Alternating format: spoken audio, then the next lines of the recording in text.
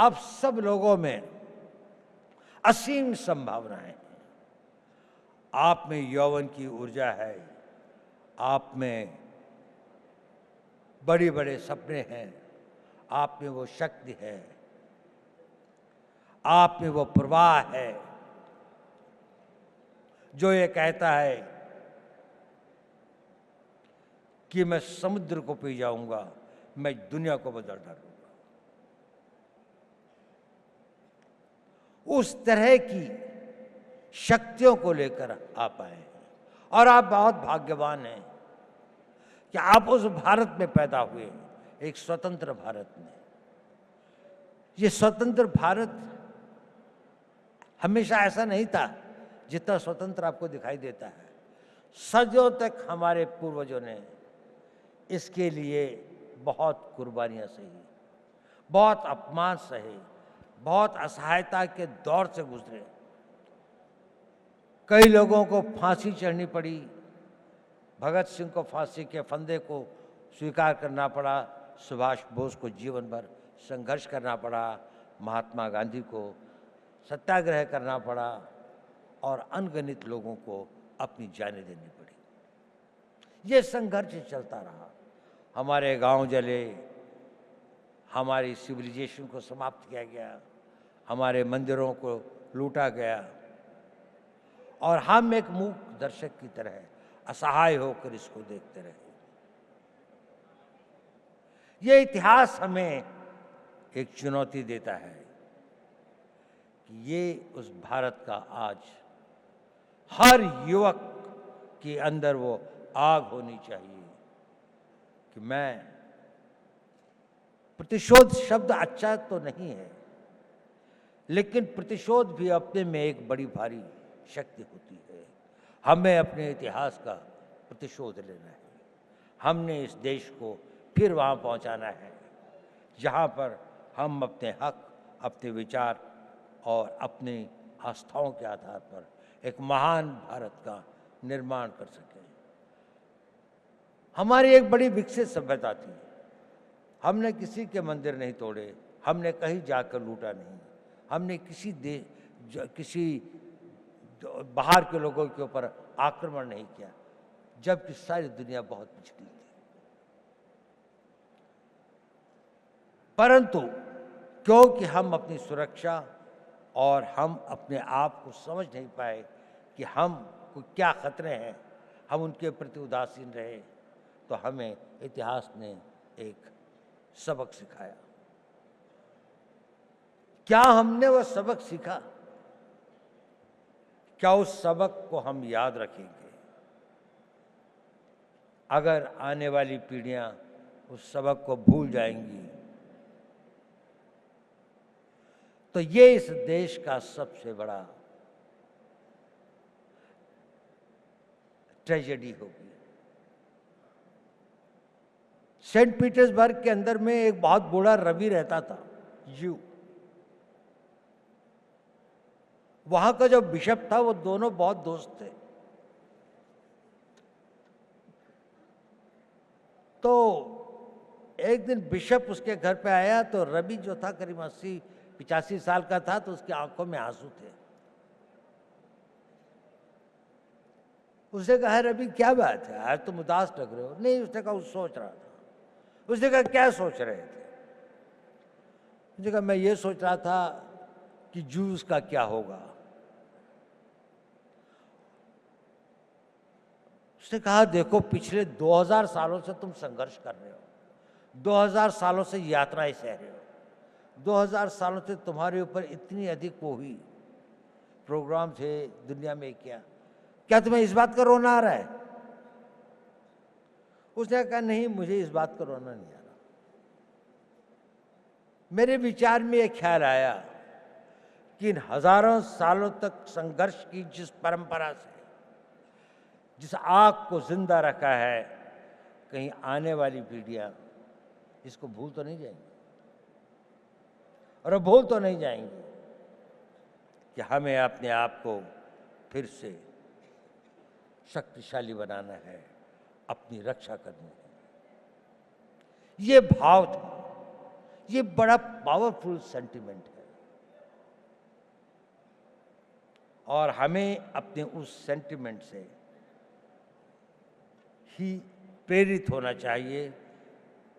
कई सारी ऐसी बातें होती हैं हमारे ऊपर, कई सारी इस तरह के आघात होते हैं जिससे हमें लगता है अगर हमारे साथ में अन्याय हुआ है, अगर हमारे साथ दुर्व्यवहार हुआ है, हमारे गांव जलाए गए, हमारी मातृशक्ति का अपमानित किया गया, तो इसका हम भी अपने आप को इतना मजबूत करेंगे, हर रूप से, आर्थिक रूप से, रक्षात्मक रूप से, टेक्नोलॉजी के रूप से, हर क्षेत्र में हमें आगे बढ़ना है।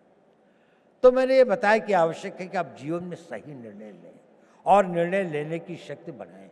मैं उस पर ज़्यादा नहीं बोलूँगा क्योंकि आप लोग काफ़ी जागरूक हैं। मैं एक दूसरी बात पे कुछ कहना चाहता हूँ। प्रश्न इस बात का ये ज़रूरी है कि आप सही निर्णय लें, लेकिन सही निर्णय लेने के बाद भी वो निर्णय पर आदमी चल नहीं पाता। It is important that you take right decisions, but it is more important that you make your decisions right. आपने अगर निर्णय लिया तो आप उसे सही बनाएंगे, और डिसीजंस राइट बनाने में ही कठिनाई होती है, वहीं पर संघर्ष करना पड़ता है। इस अपने डिसीजंस को जो आप लेते हैं उनको राइट करने के लिए आपको खटना पड़ता है, साधना करनी पड़ती है, मिटना पड़ता है, तिल तिल भर के जलना पड़ता है और लंबे समय तक चलना पड़ता है। एक दिन में सपने पूरे नहीं होते, एक किसी काम को करने से मंजिल नहीं मिलती। ये छोटे छोटे कई काम होते हैं जो आपको करने हैं। देखिए, मोटिवेशन टेम्पररी होता है, जरूरी है, लेकिन मोटिवेशन कुछ क्षण, कुछ घंटे, कुछ दिन आपके साथ रहता है। आपका डिसिप्लिन इंड्योरिंग होता है, वो आपके साथ रहता है। उस मोटिवेशन को परिवर्तित करना पड़ता है, अपनी लाइफस्टाइल में परिवर्तित करके उसको डिसिप्लिन में लाने में। जब आपके जीवन का वो भाग हो जाता है तो कुछ दिनों में वो आपका आदत हो जाती है और फिर वो परमानेंट हो जाता है। आप सोचते हैं कि मुझे सवेरे 3:30 बजे या 4 बजे उठना चाहिए। पहली बार शायद आप किसी बात से मोटिवेट हुए होंगे कि किसी ने कहा होगा कि आप अगर सवेरे उठते हैं, आप अगर अपना फिजिकल फिटनेस ठीक रखते हैं, आप योगा करते हैं, समय लगता है उसके लिए, आप 9 बजे उठ के नहीं कर सकते।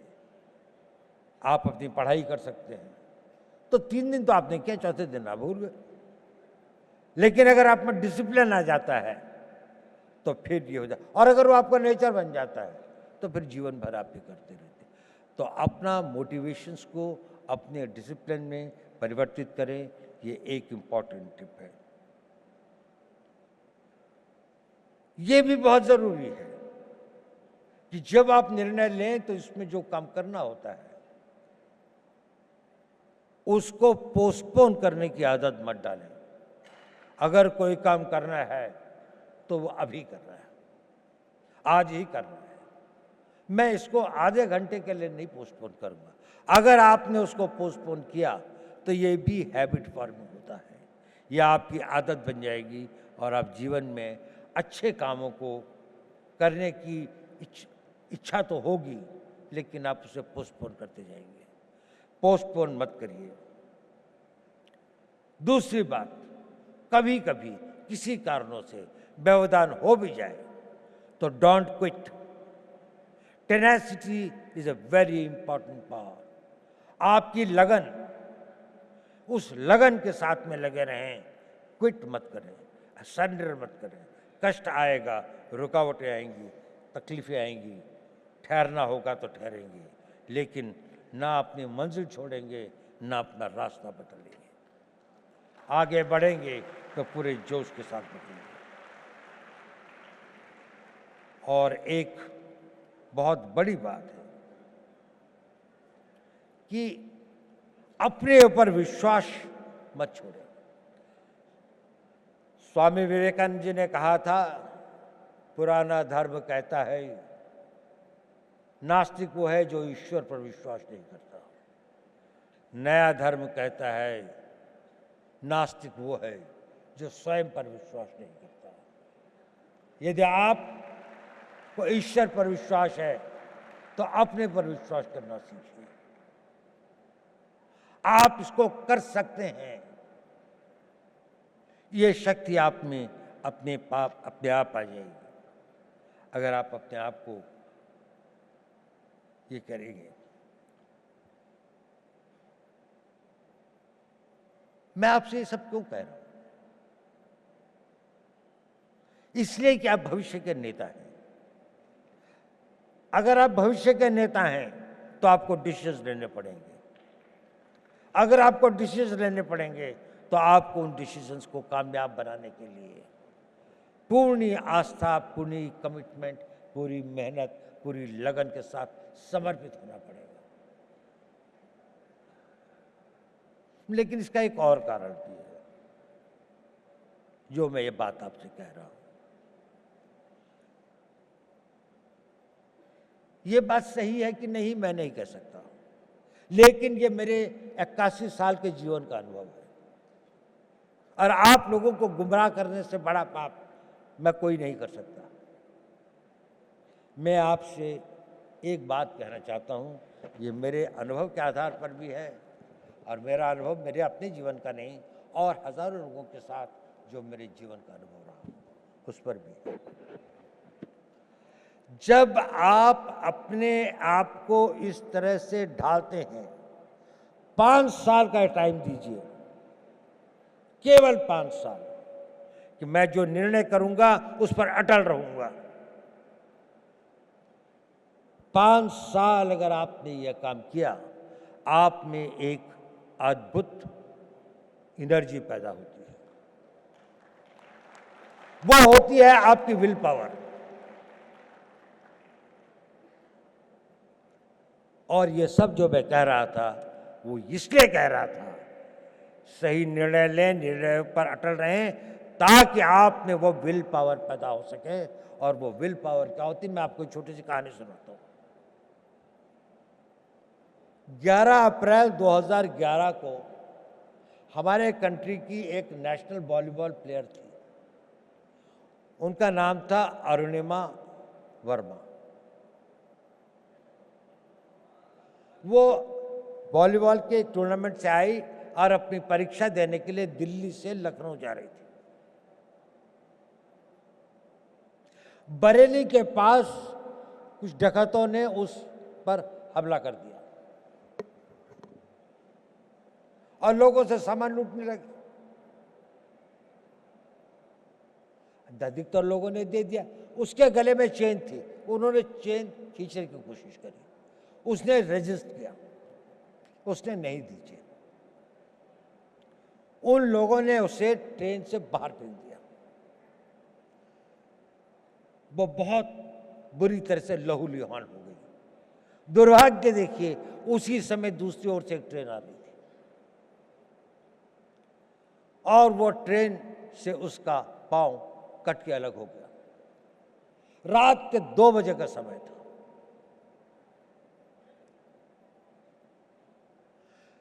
उस पटरी के ऊपर कई बड़े बड़े चूहे थे, वो उसके मांस को खाने लगे। वो वेदना में कराह रही थी पर कोई नहीं था। उस सुनसाने में, उस वीराने में कोई नहीं था। वो लहूलुहान, उसका बहुत खून बह चुका था। सवेरे लोग वहां पहुंचे तो उसको उठाया, ले गए। नेशनल प्लेयर थी, दिल्ली लाए, all India institute of medical sciences में उसका उपचार हुआ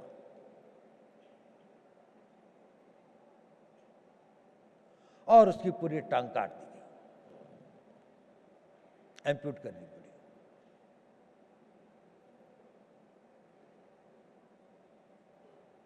वो बिल्कुल एक विकलांग होकर अपने घर में पड़ी थी। लेकिन उसने इरादा किया कि नहीं, मैं विकलांग नहीं, मैं माउंट एवरेस्ट पे चढ़ूंगा।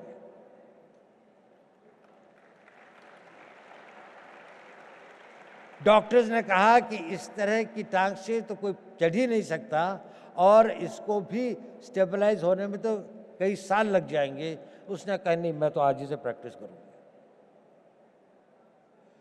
13 मई 2013 को उसने माउंट एवरेस्ट पर चढ़ी, पहली एक पांव न होने वाली महिला में, एक आर्टिफिशियल उसके साथ में, और वही नहीं, सबसे पहले चढ़ी टॉप पर। जो पूरा गैंग ग्रुप था उसके अंदर में वही बेस कैंप से सबसे पहले आती थी। क्या था उसके अंदर? Physical strength, opportunities, talent. इस सबसे ज्यादा उसके अंदर वो विल पावर थी, और वो विल पावर उसके साथ में एक दिन में नहीं आई। जब उसके जीवन को लोगों ने पढ़ा, समझा, उसने बचपन से ही अपने अंदर एक ऐसी शक्ति पैदा की थी कि जो उसकी स्ट्रांग विल पावर थी। मैं चाहता हूं कि आप लोग इस 5 साल के शेड्यूल को फॉलो करें। इसके लिए नहीं कि निर्णय सही होंगे, इसके लिए नहीं कि निर्णय को आप निर्णय कर पाएंगे तो आपको सफलता मिलेगी, वो तो मिलेगी, लेकिन उस कमिटमेंट, उसके साथ में, रिगर के साथ में, उस डिसिप्लिन के साथ में अगर आप अपना जीवन जिएंगे तो आपके अंदर एक बहुत स्ट्रांग विल पावर पैदा होगी।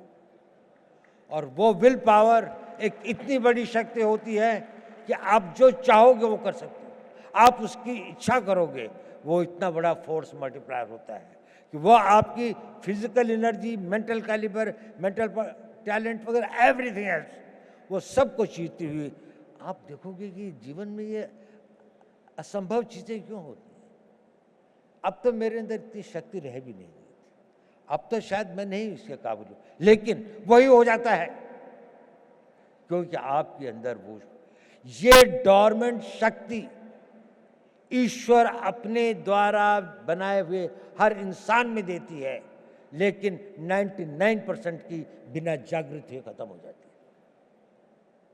कुछ लोग इसे जागृत करते हैं और वो अपने डिसिप्लिन से और उसको अपना नेचर बनाकर जागृत करते हैं। आप अपनी उस इच्छा शक्ति को बढ़ा सके, वही इच्छा शक्ति एक राष्ट्रीय शक्ति बनती है। लड़ाइयाँ क्यों लड़ते हैं हम लोग? कोई हमसे साइकोपैथ थोड़ी हैं कि दुश्मन की लाशें हों, डेड बॉडीज पड़ी हों, कटे हुए कटे हों तो हमें कोई बहुत संतोष या बहुत सुकून मिलता है। इसके लिए नहीं रहती लड़ाई। लड़ाइयाँ लड़ी जाती हैं किसी देश के मनोबल को तोड़ने के लिए, ताकि उसका मनोबल इतना टूट जाए कि वो हमारी इच्छाओं के अनुसार संधि कर सके, हमारी बात को मान सके, जो हम चाहते हैं वो उसे प्राप्त कर सके। जब आप लोगों में इच्छा शक्ति होगी तो राष्ट्र का मनोबल बनेगा। The will of the nation जिसे कहते हैं, कि जिसके लिए लड़ाइयाँ लड़ी जाती हैं। आज भी आप देख लें, जितनी भी लड़ाइयाँ हो रही हैं, जितने भी संघर्ष हो रहे हैं, कोई ना कोई कंट्री अपनी बात को दूसरी के ऊपर में थोपना चाहता है, उसके लिए वो शक्ति का प्रयोग कर रहे हैं। अगर आप इतने शक्तिशाली हैं कि कोई इसको ना कर सके तो आप हमेशा स्वतंत्र रहेंगे। लेकिन अगर आपके पास में सब कुछ है लेकिन वो मनोबल नहीं है तो आपके अस्त्र शस्त्र सब बैठे रह जाएंगे, और उसके लिए चाहिए नेतृत्व। आज हम बहुत भाग्यशाली हैं कि देश में ऐसा नेतृत्व है, एक ऐसा नेतृत्व जिसने 10 साल में देश को कहां से कहां पहुंचाकर एक ऑटो बोर्ड में ले आए हैं। उनकी कमिटमेंट, उनकी मेहनत, उनकी टोटल डेडिकेशन हम सब के लिए एक आदर्श है। देखिए, नेपोलियन बोनापार्ट एक बड़ा भारी योद्धा था।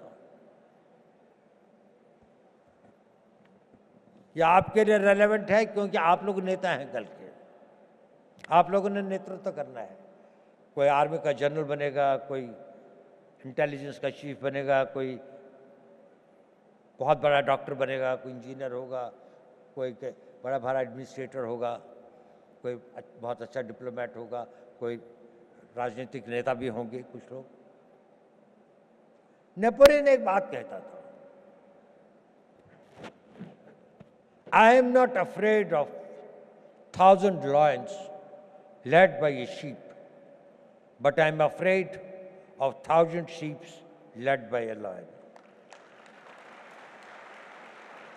अगर हम 3,000 लॉयन पैदा कर दें, नेपोलियन कहता था मुझे 1,000 शेरों की फौज से डर नहीं लगता अगर उसका नेतृत्व एक भेड़ का बच्चा कर रहा हो।